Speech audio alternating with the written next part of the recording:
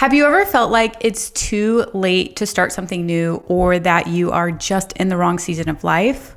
I used to think that way too. I was in my 30s, working a full-time corporate job, juggling kids, and although I did like my job, I knew that I needed something more fulfilling for my purpose, for my passion, my creativity, and my freedom. I used to look at other creators on YouTube and Instagram and think I could probably do that too, but then I would instantly cut myself off like, no, you can't. Who do you think you are? That is too much work. It will take too much time, and people are probably going to make fun of you. So I put it aside, and every once in a while the idea would come back up, but then I would quickly shut it down. I worked at a corporate job for about 10 years, all the way into my early 30s, and my goal was to really become a leader and inspire people, but I thought the only way to make money was to work a 9-to-5 job. So I never thought about leaving my 9-to-5 job. Sometime in my mid-20s, I went on a fitness journey. I had struggled with body image issues and mild eating disorders. And after I paid a coach to kind of help me overcome a lot of those things, I decided I wanted to do that too. I wanted to help women reconnect with their bodies and love their bodies in a healthy way. I became a personal trainer. The only thing is that it didn't make sense with my 9-to-5 job. And I really wanted to help other women get out of that body image eating disorder rat race that a lot of us young women were programmed to think. We had to look a certain way and be a certain way. So I ended up going a bit down that route while I was still working my corporate job and started posting on Instagram, and I ultimately started a blog. I quickly realized that video was the future, and it's kind of like whenever you are texting someone and you're trying to write everything out and you're like, oh, what the heck? I'm just going to call them because it's so much easier to explain through voice than it is to write it all out. Well, that's exactly how I felt about blogging. Let me just get on video and say everything I needed to say without trying to word it so perfectly.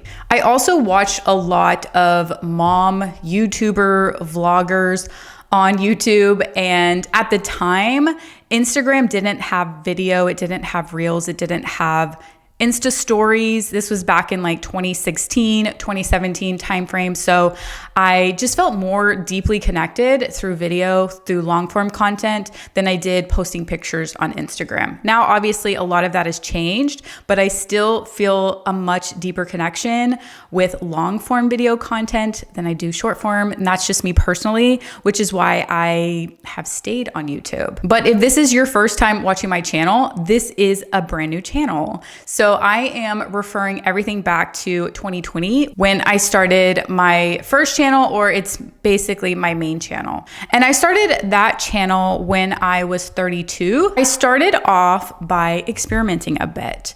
I had fitness things I wanted to talk about, but I was also a mom. There was so much that I wanted to share. And then my content really started to resonate with my audience. One of my early videos went viral, and that ultimately opened doors to something I could have never imagined. In just 2 short years, I was able to build a 6-figure business, and I was able to leave my job after 15 years. What happened when starting my YouTube channel in my 30s was that I was able to find my purpose. YouTube really became my creative outlet, my mission, and my business all in one. Now, I want to emphasize that YouTube itself wasn't my purpose. It was simply the platform that allowed me to live it. My real purpose was and is connection, to help, inspire, and encourage others to break free from fear and go after what they truly want. YouTube became the bridge that connected me to people all over the world to hear that same message. What I've learned throughout this whole journey is that your purpose isn't a platform. It's tied to the impact that you make. And YouTube just so happened to be my vehicle. So don't let fear age, or comparison trap you into that. Because when you start chasing perfection and start following your purpose, opportunities will begin to chase you. The real truth is that in your 30s or even later in life, you have a real advantage because you have experienced life. You also have perspective and discipline.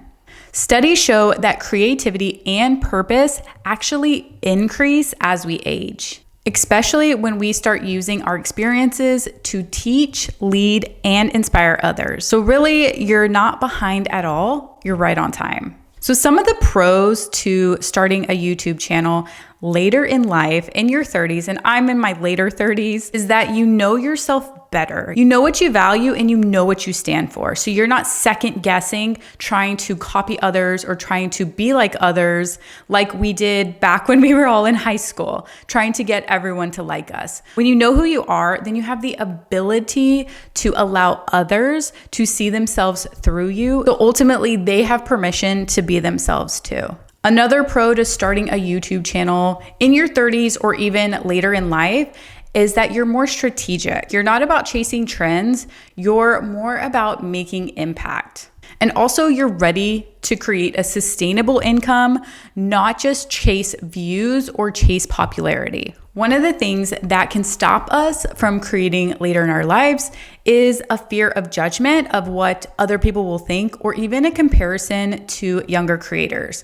The truth is that everybody's going to have their opinions no matter what. And oftentimes, whenever we look at fear of judgment, it's often a reflection of a judgment against ourselves. So if this is something that you struggle with that is stopping you from sharing your passion, your purpose on using the YouTube platform, then I would ask yourself this question. Do you give yourself permission to grow, to learn, to make mistakes, and become a whole new person in the process? Because the truth is, whenever we stop judging ourselves and let us just be human and have these experiences that are going to happen, then other people's judgments against us will have less effect on us. For example, I know that not every single one of my videos are going to go viral.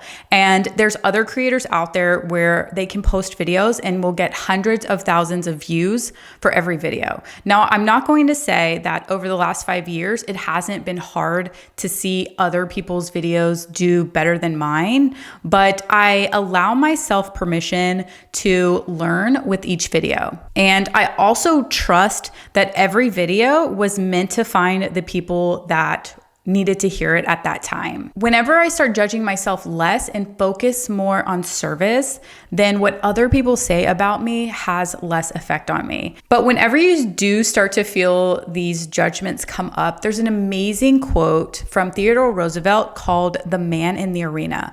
One of my coaches gave me this quote to reread, post on my wall, post on my desk, and every time I would have these fears come up, I would reread it to myself. And it's kind of a long quote, but the whole basis of the quote is that it's not the critic who counts. The credit belongs to the man who is actually in the arena, getting beat up over and over again, but still stands up with victory. It's not the person in the stand who is judging the person in the arena, because the people in the stands are not the one doing the work, putting themselves out there.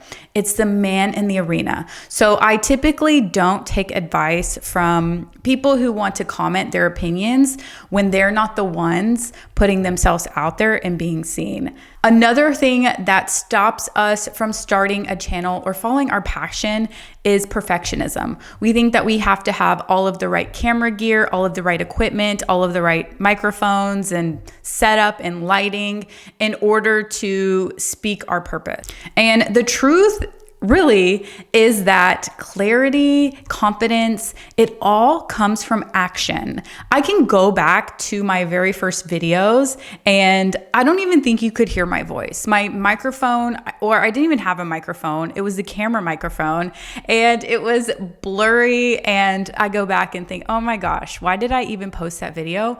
But to be honest with you, it's what I needed. It's practice is what I needed. And the cool thing is that when you're posting your very first videos and getting the word out there, it's almost kind of a good thing that not a lot of people can see it, because this allows you practice. It allows you to gain your confidence.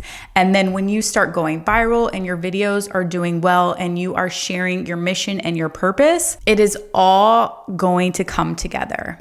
One of the things whenever I was first getting started too, is that go and find your favorite creator and go filter down to their very first videos, and you can kind of see the evolution of where they started, where they came from, and where they're at now. You have to realize that you cannot compare your very first video to somebody else's 250th video. So I want you to give yourself permission to practice, to learn, to get better, to start with your phone, start with whatever it is that you have, and then build up the skills along the way.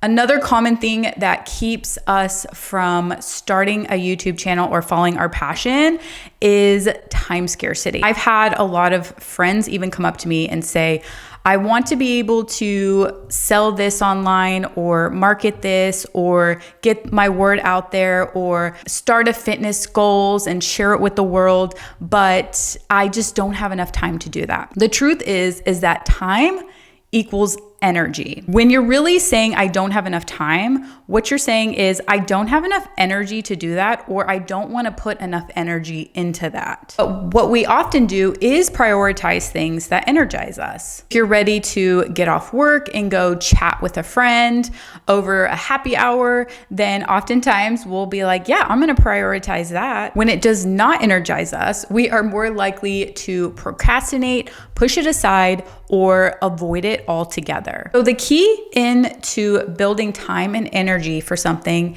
is to get really curious about it. Let's say, for example, you really want to use YouTube as your platform to promote your product, promote your message, live your purpose, get the word out there, inspire others, create digital products, whatever the case may be. But some of the tasks actually seem daunting, like getting a camera, filming yourself, creating a script, doing whatever task that is needed for you to reach your goals. I would ask you to get curious about it. Ask yourself, if no one judged me, if no one watched me, how could I really make this fun? Some of my very, very first videos on my main channel were experimenting. I was experimenting with different topics. I was experimenting with different styles. I did a couple of talking head videos like this. I did a couple of voiceover videos. I did decorating videos. I did cleaning videos. And I kind of gave myself about 3 to 4 months of creative videos in order to see which style I liked best and which one I plan to stick with for the long term. So instead of thinking about all of the tasks you have to do and how they are going to drain your energy and then ultimately say, I don't have enough time for all of this because it's not something you're excited about, then get really curious and figure out ways to make it exciting so that you can prioritize it.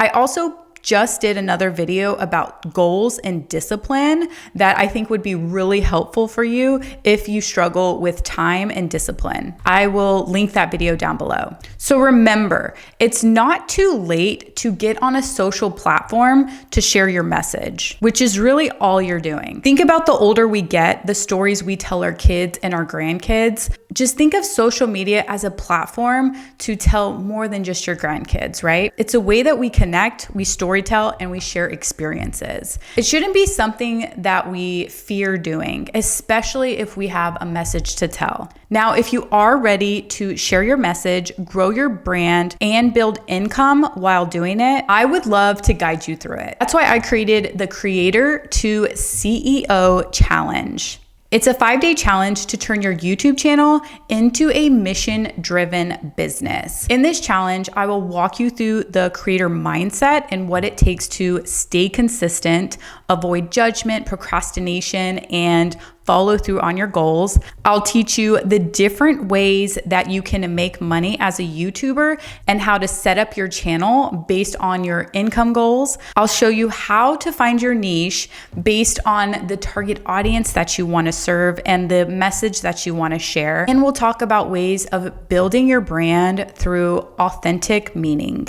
It's about using YouTube as a platform to serve, create, and grow, and how to align your channel with your purpose and make money while doing it. Y'all, this challenge is literally only $10. It is a complete steal. I would love for you to click the link below and you can check it out and join. I hope that you guys enjoyed today's video. If you're new here, I would absolutely love for you to subscribe. We are all about self-development and business growth, and I would love for you to be a part of this community. But I will see you guys in my next video.